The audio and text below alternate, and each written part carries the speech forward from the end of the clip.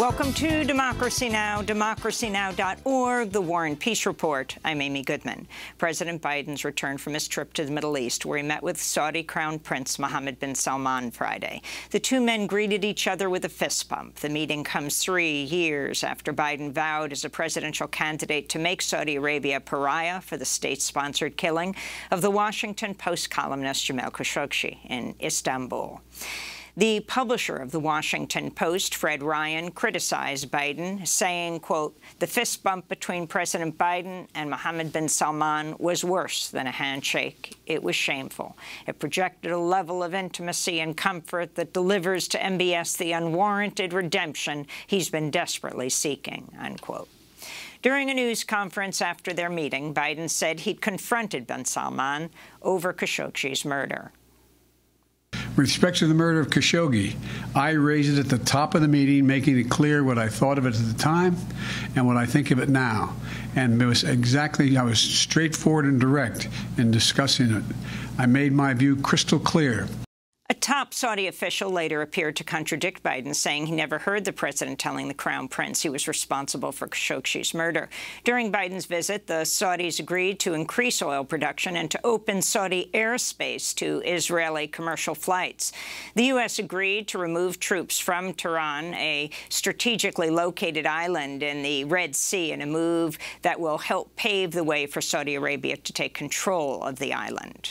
While in Saudi Arabia, Biden also met with other leaders from the region, including the president of the United Arab Emirates. The meeting came on the same day that a court in the UAE sentenced the civil rights attorney Asim Ghafoor to 3 years in prison. Ghafoor is a U.S. citizen who worked as a lawyer for Jamal Khashoggi. He was arrested Thursday during a stopover in Dubai. He's been accused of tax evasion and money laundering, charges he says are not true. We'll have more on President Biden's trip to the Middle East after headlines. A scorching heat wave continues to fuel wildfires across southern Europe and parts of North Africa. In France, thousands of people have been forced to evacuate fires that have scorched over 27,000 acres. Meanwhile, the governments of Spain and Portugal said hundreds of people died from heat-related causes during the second week of July. In Britain, the government's issued its first-ever red severe temperature warning, with forecasters predicting highs with top 40 degrees Celsius or 105 degrees Fahrenheit for the first time ever. This is Tracy Nichols, Chief Executive of the College of Paramedics. We could see people who are, particularly who are vulnerable, young people, elderly, frail people, people living with dementia, who really do suffer. This isn't like a lovely hot day where we can put a bit of sunscreen on and go out and enjoy, a swim and a meal outside. This is serious heat that could actually ultimately end in people's death, because it is so ferocious, and we're just not set up for that sort of heat in this country. President Biden's conceded defeat in his efforts to pass legislation tackling the climate crisis while raising taxes on wealthy corporations and individuals. This comes after West Virginia Democratic Senator Joe Manchin walked away from negotiations over a scaled-back package of Biden's tax and climate initiatives. Vermont Independent Senator Bernie Sanders said Manchin was never serious about advancing Biden's climate agenda. He spoke to ABC Sunday. You have people like Manchin, Sinema to a lesser degree, who are intentionally sabotaging the president's agenda, what the American people want, what a majority of us in the Democratic caucus want. Nothing new about this. And the problem was that we continue to talk to Manchin like he was serious. He was not. This is a guy who is a major recipient of fossil fuel money, a guy who has received campaign contributions from 25 Republican billionaires. In my humble opinion, Manchin represents the very wealthiest people in this country, not working families in West Virginia or America. Independent Senator Bernie Sanders. Politico reports a number of executives recently maxed out their campaign contributions to Senator Joe Manchin, including banker Warren Stevens, hotel executive Tom Baltimore, Motorola CEO Greg Brown, Home Depot CEO Edward Decker, Yum Brands CEO David Gibbs, Gillette CEO James Kilt, and Robert Kraft, the owner of the New England Patriots. Ukrainian President Vladimir Zelensky has fired the head of the Ukraine Domestic Security Agency, the SBU, as well as Ukraine's top prosecutor. During a televised address, Volodymyr Zelensky said dozens of officials who worked in the SBU or under the prosecutor had committed treason by collaborating with Russian forces.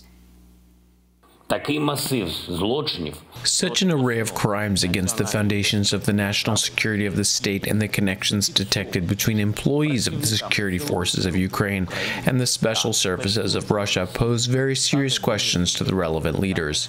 Each of these questions will receive a proper answer. Today, I made the decision to dismiss the Prosecutor General from office and to dismiss the head of the security service of Ukraine. The House committee investigating the January 6th insurrection has subpoenaed the U.S. Secret Service for more information about text messages from January 5th and January 6, 2021, that were reportedly erased or deleted. Last week, a government watchdog with the Homeland Security Department, the Inspector General, said in a letter to lawmakers that the erasure took place shortly after oversight officials requested electronic communications from the agency.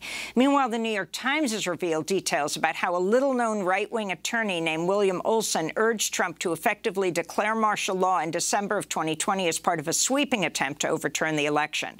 The House January 6 committee will hold its final scheduled public hearing on Thursday evening. The hearing will focus on Donald Trump's 187 minutes of inaction on January 6 when his supporters stormed the Capitol after he gave a speech near the White House. Democracy Now! Will live stream the hearing at 8 p.m. Eastern at democracynow.org.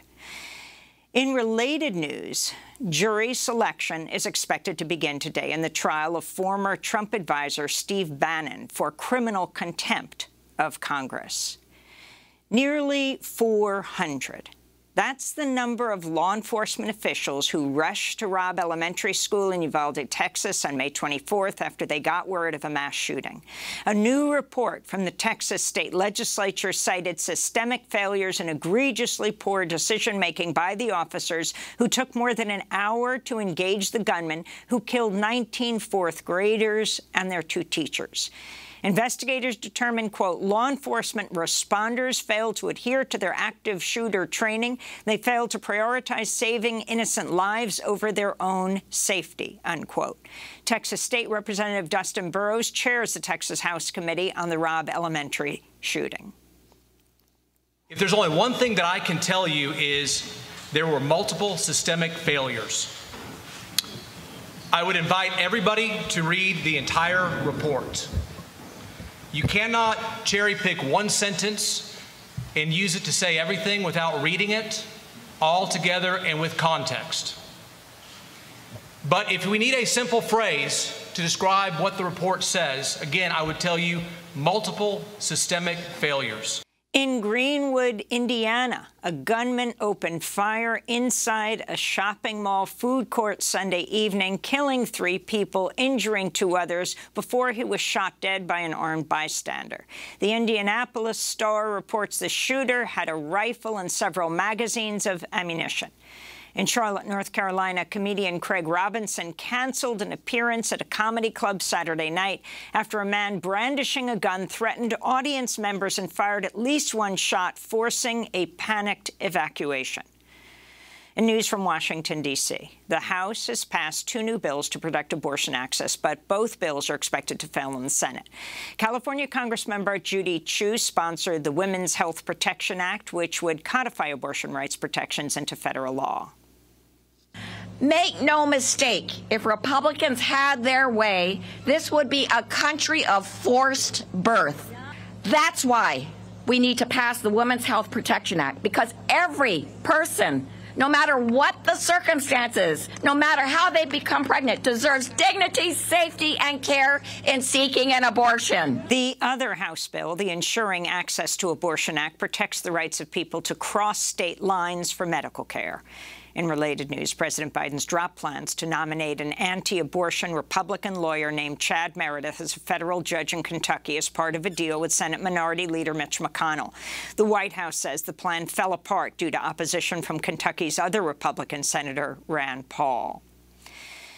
Today is the final full day of campaigning before Tuesday's primary election in Maryland. In one closely watched race, former Congressmember Donna Edwards is seeking to win back her old seat in Maryland's 4th congressional district outside Washington, D.C. She's facing the corporate attorney, Glenn Ivey, who's raised 7 times as much money. The New York Times reports a new super PAC run by AIPAC, the American Israel Public Affairs Committee, has spent nearly $6 million on the primary race in an attempt to defeat Edwards.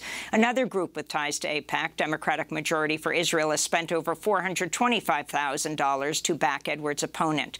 The two groups also poured money into efforts to defeat other progressive Democrats, including Nina Turner in Ohio and Jessica Cisneros in Texas. In news from Ohio, a preliminary autopsy has been released for Jaylen Walker, the 25-year-old black man who was fatally shot by police in Akron, Ohio in June after a traffic stop. Summit County medical examiner Dr. Lisa Kohler said Walker suffered 46 gunshot wounds, 41 entry wounds, and 5 wounds from bullets that grazed Walker. The photographic record shows more than 46 labeled wounds because there are exit wounds, bullets beneath the skin, and abrasions that were numbered for the purpose of identifying specific injuries in the photographs and to permit clarity. His toxicology screen was negative for drugs of abuse and alcohol. Jaylen Walker's death was due to blood loss from his internal injuries. The cause of death ruling was multiple gunshot wounds. The manner of death was ruled homicide, shot by others. The NAACP has called on U.S. Attorney General Merrick Garland to launch a federal civil rights investigation into the killing of Jaylen Walker, who was shot while unarmed. And in Guatemala, relatives have buried 2 migrant teenagers who died last month in the sweltering tractor trailer in Texas as they attempted to reunite with family in the United States. 14-year-old Wilmer Tulul and 13-year-old Melvin Guachiak were laid to rest in the western highlands town of Nohala on Saturday. They were among 53 asylum seekers who died of heat stroke and suffocation in the back of an 18-wheeler abandoned on the side of a road in San Antonio, Texas. This is Wilmer Tulul's grandfather, Juan. My namesake died. My namesake had a dream to go in search of his life. He dreamed of getting a house, a piece of land. And those are some of the headlines. This is Democracy Now!, democracynow.org, The War and Peace Report. I'm Amy Goodman.